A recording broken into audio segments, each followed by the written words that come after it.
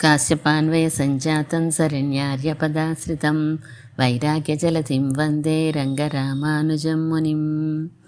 నీళాతుంగస్తనగిరితటీ సుప్తముద్బోధ్య కృష్ణం పారాద్యం స్వం శృతిశతశిరసిద్ధమధ్యాపయంతి స్వోచ్చిష్టాయాం సృజనికళితం యా బలాత్కృత్య భుంక్తే గోదా తస్యై నమ ఇదమిదం భూయ ఏవాస్తు భూయః.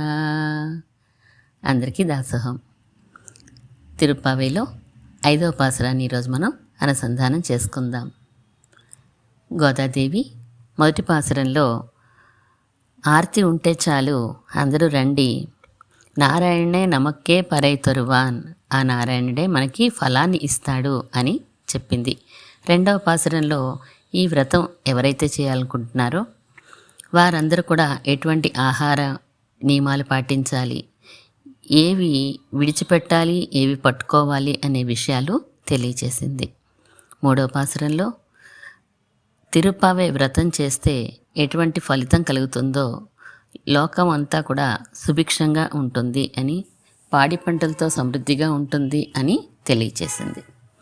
4వ పాసురంలో ఆ పాడి పంటలకి అవసరమయ్యే విధంగా పర్జన్య దేవుణ్ణి వర్షం కురవమని చెప్పింది. ఈరోజు 5వ పాసురం. ఈ 5వ పాసురంలో పరమాత్మని చేరుకోకుండా మనం జీవుడు పరమాత్మని చేరుకోవాలంటే ఆటంకాలు కలుగుతూ ఉంటాయి. వాటినే మనం పాపాలు అని అంటూ ఉంటాం. పరమాత్మని చేరుకోకుండా అడ్డుకునేవి ఈ పాపాలు. మరి ఈ పాపాలు ఎలా తొలగిపోతాయి, మనం పరమాత్మని ఎలా చేరుకోగలుగుతాము, అది ఈరోజు పాసురంలో మన గోదాదేవి చెప్తోంది. ఆ పక్కనున్న చిలకత్తెలు గోదాదేవితో మాట్లాడుకుంటున్నారట. అందరూ మాట్లాడుకుంటూ ఒక ఆవిడ అడిగిందంట, పరమాత్మని చేరాలి చేరాలి అని అనుకుంటున్నాం మనము, ఆయన్ని చేరాలంటే విరోధి స్వరూపాలు అంటే మనల్ని అడ్డుకునే స్వరూపాలు ఉంటాయి కదా, పాపమే కాదు పుణ్యం కూడా భగవంతుణ్ణి చేరుకోవడానికి అడ్డుపడుతూ ఉంటుంది. మరి మనమేమో ఎన్నో పాపాలు చేసి ఉన్నాము, భగవంతుణ్ణి మనం చేరుకోగలమా అని ఒక ఆమె అందట. పక్కన ఇంకొక ఆమె అందట, ఈలోపు ఇంకొక అమ్మాయి గోపబాలిక రామచంద్రమూర్తికి పట్టాభిషేకం చేద్దాం అనుకున్నాడు కదా దశరథుడు. దశరథుడు ఎటువంటి వాడు అంటే 10 దిక్కుల్లోనూ రథాన్ని నడిపించగలిగేవాడు. సంబరాసురుడు అనే రాక్షసుడిని చంపడానికి దేవతలకే సహాయంగా వెళ్ళి ఆ సంబరాసురుడిని అంతం చేసినటువంటి వాడు కదా. ఆయన అనుకున్నాడు, నేను పట్టాభిషేకం చెయ్యాలి అని ముహూర్తం ఒకటి పెట్టించాడు. వశిష్ఠుడు ముహూర్తం పెట్టాడు. ఆయన వశిష్ఠుడు శిష్టులలోనే గొప్పవాడు, శిష్టుడైనటువంటి వాడు వశిష్ఠుడు. విశ్వామిత్రుణ్ణి నువ్వు బ్రహ్మర్షివి అని తన మాటతోటే బ్రహ్మర్షిని చేయగలిగినంత సామర్థ్యం కలిగిన వాడు వశిష్ఠ మహర్షి. పట్టాభిషేకం ఎవరికి జరుగుతోందండి, జరపాలని అనుకున్నారు? సాక్షాత్తు పరమాత్మైన రామచంద్రమూర్తికే జరపాలి అని అనుకున్నారు. గొప్పవాడైన దశరథుడు ముహూర్తం పెట్టించాడు, వశిష్ఠుడు ముహూర్తం పెట్టాడు.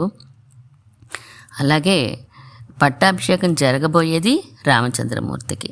కానీ వాళ్ళ కోరిక నెరవేరిందా? నెరవేరలేదు కదా. అనుకున్నారు కానీ పట్టాభిషేకం జరగలేదు కదా. అప్పుడు అలాంటి మహానుభావులకే అనుకున్నది జరగలేదు. మరి మనం ఆరాటపడిపోతే సరిపోతుందా? మనకు అసలు జ్ఞానమే లేదు కదా, మనం ఈ పాపాలు మనం ఎలా తొలగించుకోగలము అని అన్నదట ఇంకో గోపిక.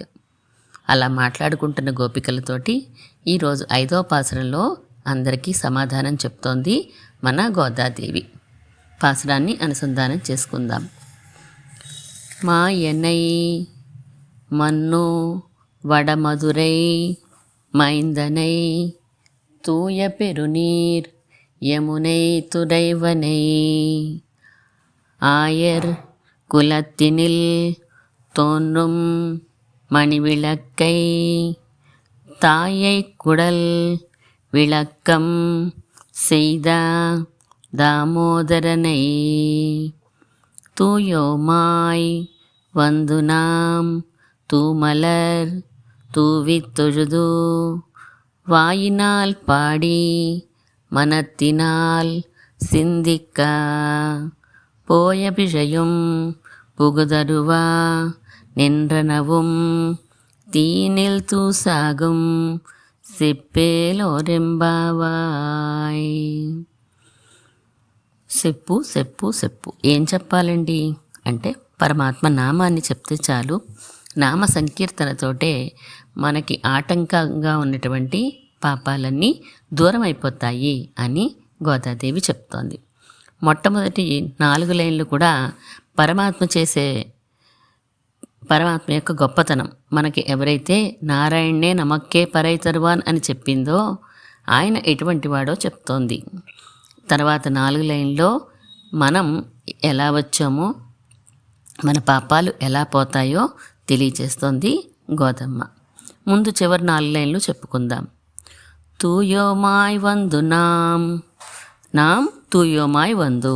మేమందరం కూడా పవిత్రంగా వచ్చాము, పవిత్రంగా పరిశుద్ధులుగా వచ్చాము. పరిశుద్ధత ఏంటండి? వాళ్ళేమో గొల్లవాళ్ళ, వాళ్ళకే క్లీనినెస్ ఉండదని అనుకుంటూ ఉంటాం కదా. మరి పరిశుద్ధత అంటే బాహ్యమైన పరిశుద్ధత కాదు, శరీరంతో వచ్చే పారిశుధ్యం కాదు. భగవత్ సంబంధం వలన మన మనసు ఎంత పవిత్రంగా ఉందో ఆ పారిశుధ్యాన్ని ఇక్కడ చెప్తున్నారు. తూ మలర్ తూవి తొഴുదు. పవిత్రమైనటువంటి పుష్పాలని పరమాత్మ దగ్గర మేము చల్లడానికి అంటే సమర్పించడానికి వచ్చాము అని చెప్తోంది. మేం వేసేవి బాహ్యమైన పుష్పాలు కాదు, ఆంతరంగికంగా పరమాత్మని మా మనస్సంతా నింపుకుని వచ్చినటువంటి వాళ్ళం మేము. ఆ పవిత్రమైనటువంటి పుష్పాలు, ఆర్తి అనే పుష్పాన్ని సమర్పించడానికి మేము వచ్చాము అని చెప్పి అంటున్నారు.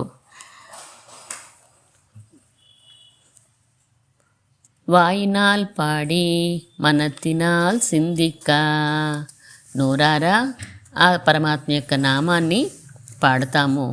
మనతినాల్ సిందిక్క, మనసుతో ఆయన యొక్క నామాన్ని మేము తలుస్తాము. ముందు ఏం చేస్తుందండి? మనసులో మనకి ఒక వస్తువుని చూసినా లేదా ఒక కోరిక కలిగినా మనసులో కరిగి ఆ తర్వాత అది ఇంద్రియాల ద్వారా మనం ఆ పనిని పూర్తి చేస్తాం. ఇక్కడ అలా కాదట, ముందుగానే వాయినాలు పాడి మన తినాల్సిందిక్క.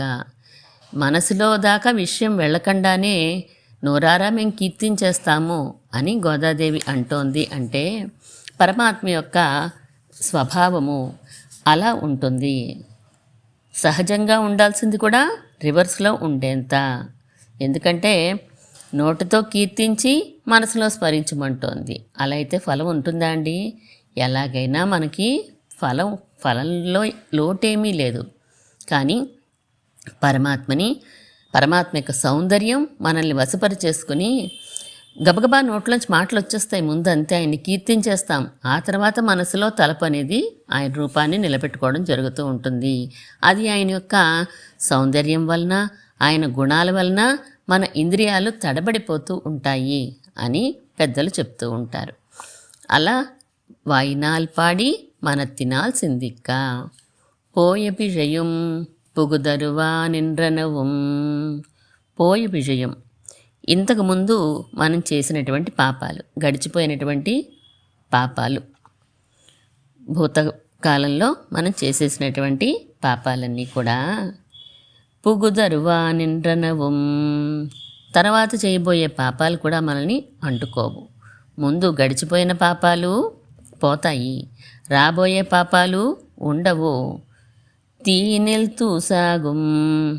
తీ అంటే అగ్ని కదా, ఆ తీలో తూసాగుం దూది వేస్తే ఎలా అయితే దగ్ధమైపోతుందో మన పాపాలు అలా దగ్ధమైపోతాయి అని అంటుంది మన గోదాదేవి. నిప్పులో దూది వేయడం, దూదిలో నిప్పు కాదు, నిప్పులో దూది వేయడం. ఏదైనా ఒక చెక్క ముక్క కాల్చామనుకోండి, లేదా ఒక బొగ్గు కాల్చామనుకోండి, అక్కడ అదే బూడిద యాష్ అనేది మిగులుతుంది, మనకి ఏదో ఒక పదార్థం మిగులుతుంది. కానీ పెద్ద నిప్పులో మంటలో కొంచెం దూది వేస్తే మనకు అసలు ఒకటి తగలబడింది అందులో అనే విషయం కూడా తెలియనంతగా శేషం ఏమీ మిగలకుండా నిశ్శేషం అయిపోతుంది. మన పాపాలు అలా అయిపోతాయి. ముందు చేసిన పాపాలు, తర్వాత చేయబోయే పాపాలు రెండు కూడా అగ్నిలో పడిన దూదిలాగా దగ్ధమైపోతాయి అంటున్నారు. ఎప్పుడు అంటే మనకి పరమాత్మ గురించిన జ్ఞానం కలిగినప్పుడు. పరమాత్మ గురించిన జ్ఞానం కలగకముందు చేసిన పాపాలు, కలిగిన తర్వాత చేసిన పాపాలు కూడా భగవంతుని నామ అనుసంధానంతో తొలగిపోతాయి అని చెప్తున్నారు మన గోదాదేవి. మనకి ఇంత కర్మ ఉంది కదా మన వెనకాల, ఇన్ని బండిల్స్ లేదా లారీస్ ఆఫ్ కర్మలు ఉన్నాయి, వీటన్నిటితోటి మనం భగవంతుణ్ణి ఎలా చేరుకుంటాము అని కదా మీరందరూ అనుకుంటున్నారు. అది అవసరమేమీ లేదు, ఆ భయమేమీ మీకు అవసరం లేదు. నామ అనుసంధానం చేస్తే చాలు, ఆ అనుసంధానమే ఈ పాపాలన్నింటినీ దూరం చేస్తుంది. ఎవరిని స్మరించాలండి? భగవంతుడు, భగవంతుని నామము. ఏది గొప్పది అంటే పూర్వాచార్యులు చెప్తారు కదా, భగవంతుని నామము ఆభరణం వంటిదట, బంగారు ఆభరణం వంటిది. పరమాత్మ ముద్ద బంగారం లాంటివాడు. మనకి ఒక వస్తువు రూపంలో ఇచ్చారనుకోండి, వెంటనే గొలుసు మెళ్ళ వేసేసుకుంటాం. అదే ముద్ద బంగారం ఇస్తే కంసాలకిచ్చి మనం చేయించుకుని తర్వాత టైం పడుతుంది. అలా కాదు, భగవంతుని నామం మనకి వెంటనే ఫలితాన్ని ఇచ్చేస్తుంది. పరమాత్మ ఎక్కడో దూరంగా ఉండొచ్చుగాక, ఆ నామం మన నాలుక మీదే ఉంది కదండి, నోట్లోనే ఉంది, దాన్ని పలకగలం కదా. ద్రౌపది, కృష్ణ పరమాత్మ ఎక్కడో ఉన్నాడు, ద్రౌపది ఎక్కడో ఉంది. కానీ కృష్ణ ద్వారకానిలయాచ్యుత గోవింద పుండ్రీకాక్ష అని పిలవగానే ఆ నామమే వస్త్రాలను ఇచ్చింది కదా అంటారు పిళ్ళేలోకాచార్య స్వామి వారు. అలా శ్రీకృష్ణుడు ఎక్కడో నీలాదేవి భవనంలో ఉన్నప్పటికీ కూడా మన దగ్గరే ఉంది ఆయన నామం. అలాంటి నామాన్ని మనం చెప్దాము అని గోదాదేవి చెప్తోంది. ఇప్పుడు కృష్ణ పరమాత్మ ఎటువంటి వాడో ఆయన గుణాలని మనకి అందిస్తోంది. మాయనై అంటే మాయావి, ఇంద్రజాలం చేసేవాడు, వస్తువుల్ని మాయం చేసేవాడు, అది కాదు కదా అర్థం. రామానుజుల వారు చెప్పిన అర్థం ఆశ్చర్యకరమైన చేష్టలు చేసినవాడు అని. కృష్ణ పరమాత్మ తన జీవితం అంతా కూడా ఇలాంటి చేష్టలే చేశాడు, ఆశ్చర్యకరంగానే చేశాడు. ఒక మానవుడిగా పుట్టాడే తప్ప అన్నీ అతి మానుష చేష్టలే చేశాడు. మామూలు పిల్లలు ఎవరు, మానవులుగా పుట్టిన పిల్లలు ఎవరు కూడా అలాంటి పనులు చేయరు. చిన్నతనంలో కూడా అలాంటి చేష్టలతోటే మొదలుపెట్టాడు. చివరి వరకు అతి మానుష చేష్టలే చేశాడు.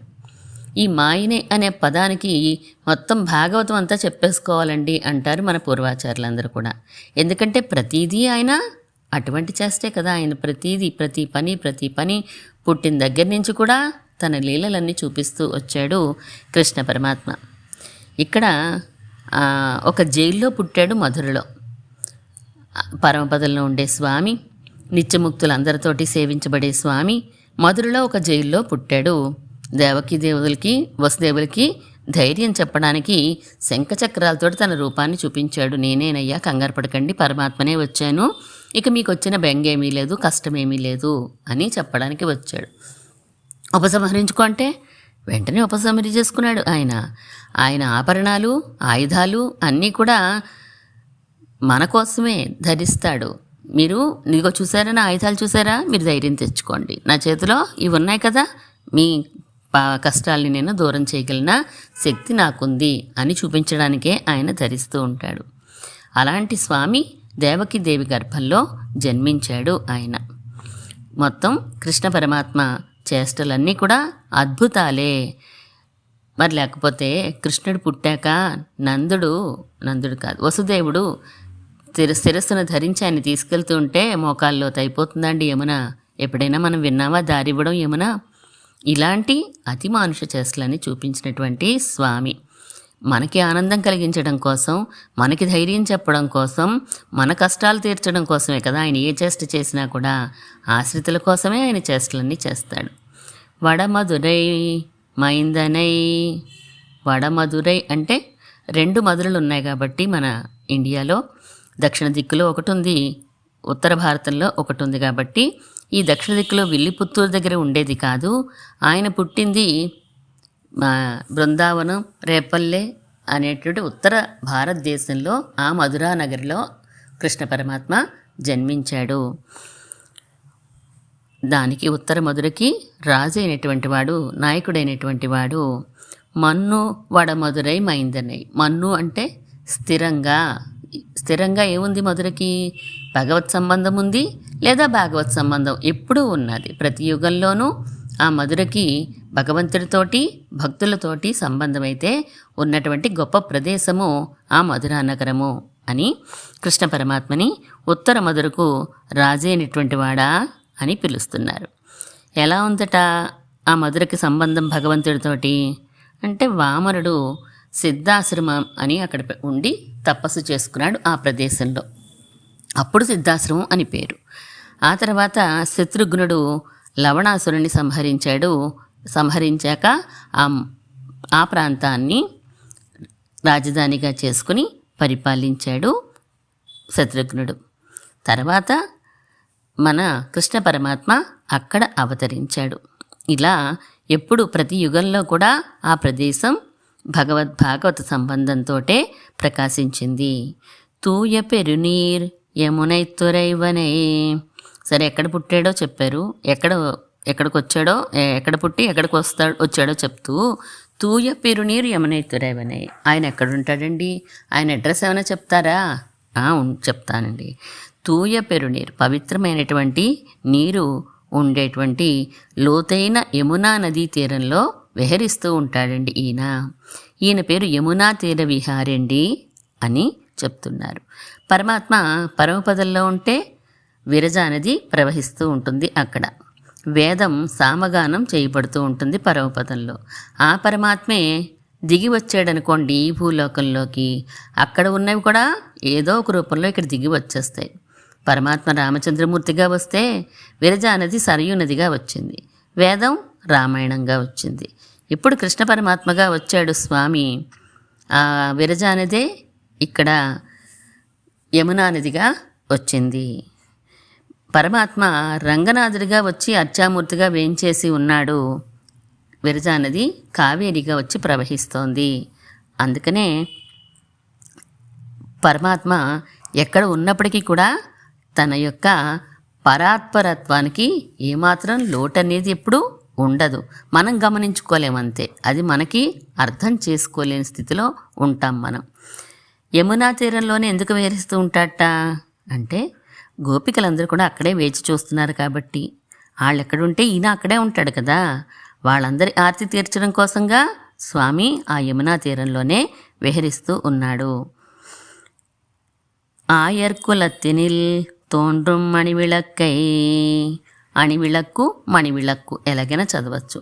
అణివిళక్కు అంటే మంగళకరమైన దీపం వంటివాడు అని, మణివిళక్కు అంటే మణిదీపం వంటివాడు పరమాత్మ అని. ఆయర్కులం అంటే గోకులం.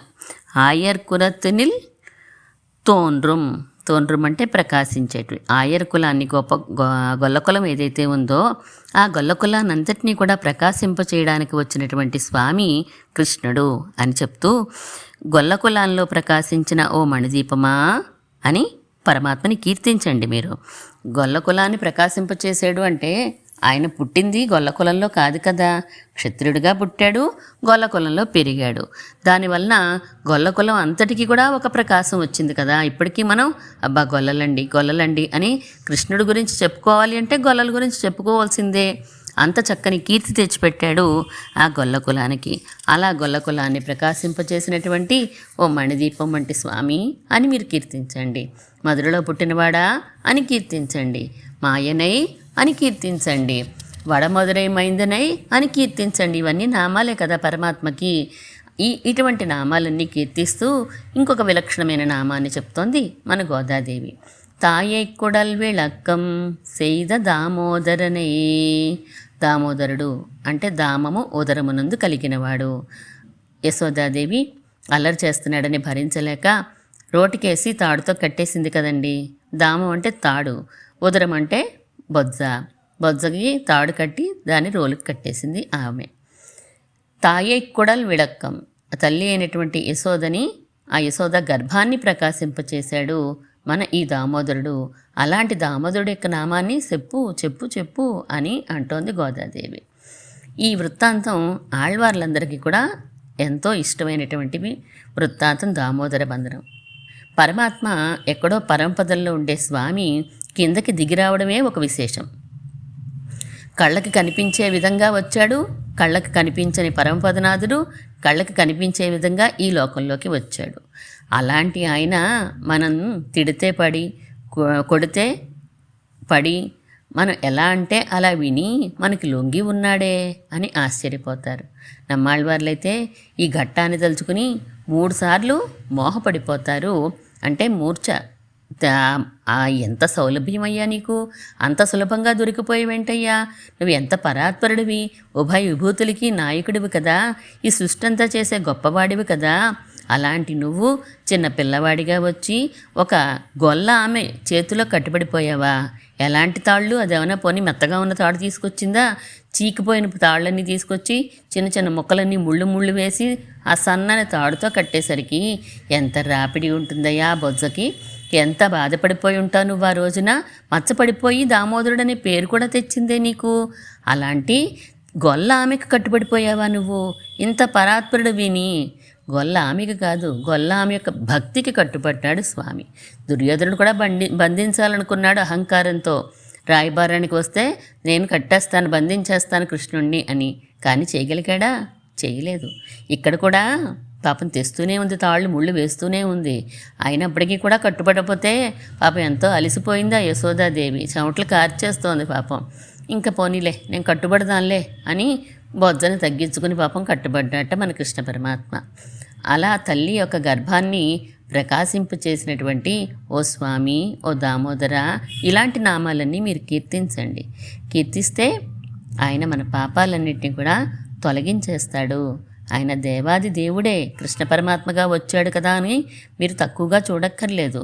ఆ దేవాది దేవుడే పరమపదంలోనూ క్షీరాబ్దిలోనూ అంతర్యామిగా ఉన్నప్పటికీ అవతారాలుగా దిగి వచ్చిన అర్చామూర్తిగా ఉన్న ఒకే విధమైనటువంటి శక్తితో ఉంటాడు. అందువలన ఈయన తక్కువ, ఆయన ఎక్కువ అనే భేదం ఏమీ లేదు. మన కర్మలు అగ్నిలో పడిన దూది వలె మాడి మసైపోతాయి. మన పాపాలన్నీ తీరిపోతే భగవంతుని చేరుకోవడానికి ఆటంకాలే ఉండవు. ఆ భగవంతుడు కృష్ణ పరమాత్మగా ఈరోజు మనకి అందుబాటులో రేపల్లెలో ఉన్నాడు. ఆయన నామాల్ని మనం కీర్తిస్తే ఆయనని చేరుకోవడం అసాధ్యం కాదు సుమా అని తన చుట్టూ ఉన్నటువంటి గోపికలందరితో కలిసి భగవంతుని యొక్క నామానుసంధానం యొక్క మహాత్మం చెప్పింది గోదాదేవి. ఆ పరమాత్మ మనకి ఉపకరించేవాడే అని తెలియచేసింది. పాపాలన్నీ కూడా తీర్చి మనల్ని తన దగ్గర చేర్చుకునే మాయావి అటువంటి స్వామిని కీర్తించండి అని గోదాదేవి చెప్తోంది. 5వ పాసురాన్ని మళ్ళీ అనుసంధానం చేసుకుందాం. మాయనై మన్ను వడమధుரை మైందనై தூய பெருநீர் யமுனை துறைவனை ஆயர் குலத்தினில் தோன்றும் மணிவிளக்கை தாயை குடல் விளக்கம் செய்த தாமோதரனை தூயோமாய் வந்து நாம் தூமலர் தூவித்தொழுது வாயினால் பாடி மனத்தினால் சிந்திக்க போய பிழையும் புகுதருவான் என்றனவும் தீயினில் தூசாகும் செப்பேலோரெம்பாவாய். ஆண்டாள் திவ்ய திருவடிகளே சரணம். சோச்சிஷ்ட மாலிகா பந்தகந்த பந்துர ஜிஷ்ணவே விஷ்ணு சித்த தனூஜாயை கோதாயை நித்யமங்களம்.